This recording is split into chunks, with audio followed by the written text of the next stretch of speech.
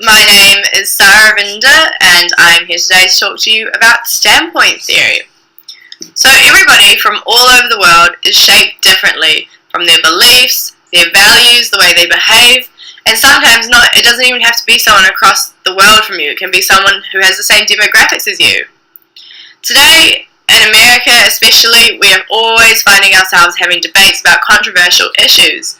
And we find ourselves feeling very strongly about a certain opinion, and we always try and push our perspective and opinions onto others by sharing our experiences and all of that kind of stuff. And that all comes down to standpoint theory. So standpoint theory is a modern communications theory that comes down to your experiences that you've had throughout your life and how they have shaped you.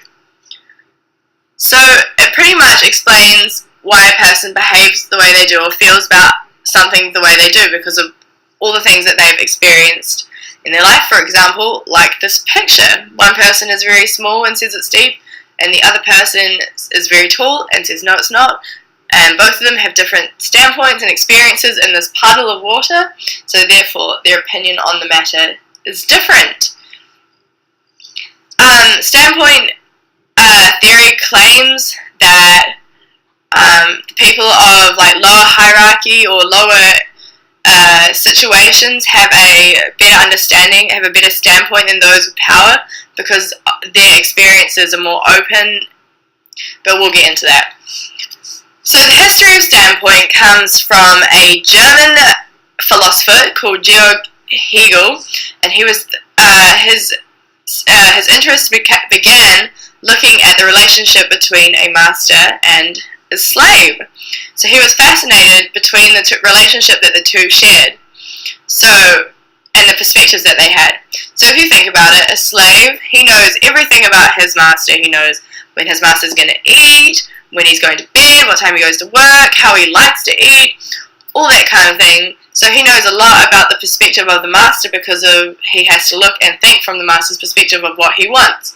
Whereas the master's relationship with the slave is he doesn't really know anything about the slave at all other than he needs to attend to him, and that's about it. So the slave has his point of view and the master's point of view, so his experiences and his standpoint is a lot more greater and wider than his master's, which is why the theory claims that this is an example of why the theory claims that people with lower income or lower hierarchy have a better standpoint. But at the end of the day, it is the master's viewpoint that gets spread out because he is the one that is the most powerful in the situation.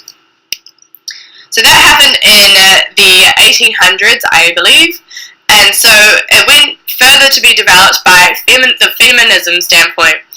And this came in the 1980s, and it was developed by Nancy Hartsock, and the theory talks about the feminism standpoint because historically, if you look back on females, it's relatively a man's world, and women had to fight for power, and so they had this standpoint of where they tried to work, trying to vote, and all of these things. So they didn't have all this power, so often the people that don't have the power, as I've said before, see the clearest. It would be like the same as if you were to compare a CEO to a worker. So the CEO might think that the company's running great, but the worker, because they are further down in the chain, knows exactly what's going on in the company and can tell that the CEO whether or not it is working. Standpoint theory to me relates a lot to ethnocentrism, and ethnocentrism means like the evaluation of other cultures or other things and comparing them to your own and rejecting them in a way, like comparing like standards to your own. And it can actually be a problem because it can build all these walls and create stereotypes, and it can stop people from being open-minded. And it's hard to find like a middle ground. So this was something that Nancy talked about in her theory and feminism standpoint when she was developing the standpoint theory.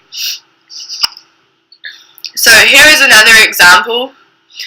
You have racial standpoint, a racial standpoint, you have two people here who got into a debate, and through their standpoints, they've both experienced different things in their life. One is saying that Black Lives Matters is a scam and it's like another KKK, and the other is trying to tell the other person that it's not about that, and it's a totally different campaign, and that Black Lives do matter, and pretty much they're trying to find a middle ground, but both of them have had completely different experiences and have stereotyped each group, and therefore it's created conflict, and that is something that standpoint theory explains, but also it is a flaw in the theory.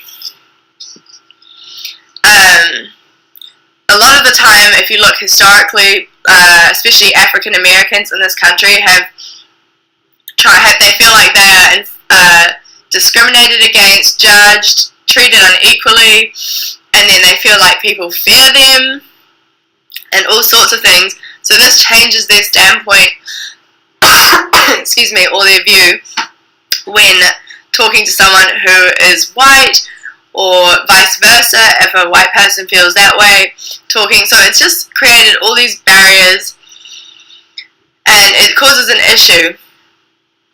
So here is something about cultural standpoint. So going outside of America, you see this cartoon here, and both of them have experienced different cultural things, and both of them have different cultural values because of the way that they're raised, their beliefs, their religion, and everything. So you're looking at both, and you can see both point of views, but both point of views come from the outside.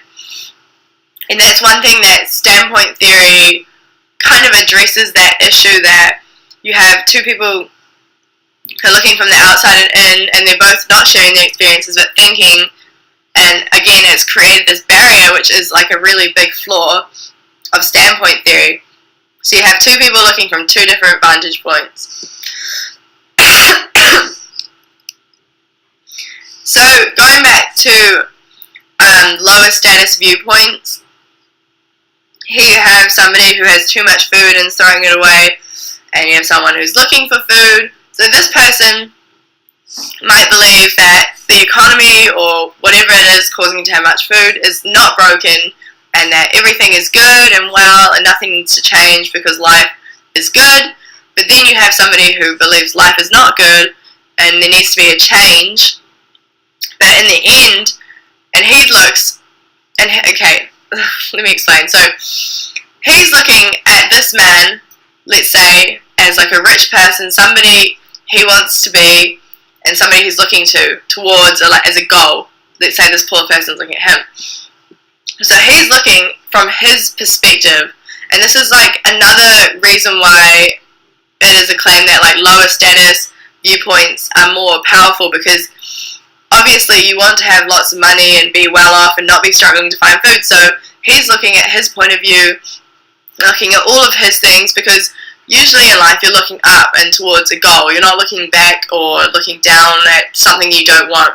So he's looking and he sees that he has this great life, and he's comparing his life to that and sees these issues, whereas the powerful or the wealthy is not looking towards him and doesn't see a problem because he's looking furthermore to gain more things in life. So standpoint theory is an interesting thing, because it's really changing a lot in society as media grows more. It kind of relates to agenda setting theory, because that also shapes our viewpoints. Like if you're tuning into one news source or something on the news every day, and you're seeing just what this news media has sent you or whatever, then you're just getting one viewpoint of it, and that changes your perspective. So if you're seeing something, for example, about ISIS every day and how they're growing bigger and bigger, that's going to be your perspective on that's going to be a big threat, whereas compared to someone who's watching something about Donald Trump or the presidential election, that to them is going to be their biggest worry or biggest concern, or whatever, however they feel about it. Standpoint theory also brings out stereotypes to me, or highlights stereotypes because of your experiences with just one thing or whatever it may be. You group people and it creates all these barriers, and you start grouping people. And I think that that's a real flaw of standpoint theory. And you can claim that stereotyping is human nature, like categorizing things, but unless you're able to look at things from another perspective, then you don't really know what the truth is just from your own experiences. And I think that's why it's important to be aware of standpoint theory, because unless you know about it, it's just something that just comes naturally to you and you don't really think about it. But if you're aware that you're pushing just your own experiences and not looking from other people's perspectives, that can really make a difference and change things. So I hope that I've been able to clear up standpoint theory for you, and you have a better understanding of what it means, and that you can become more self-aware of when standpoint theory is being applied to you. Thank you.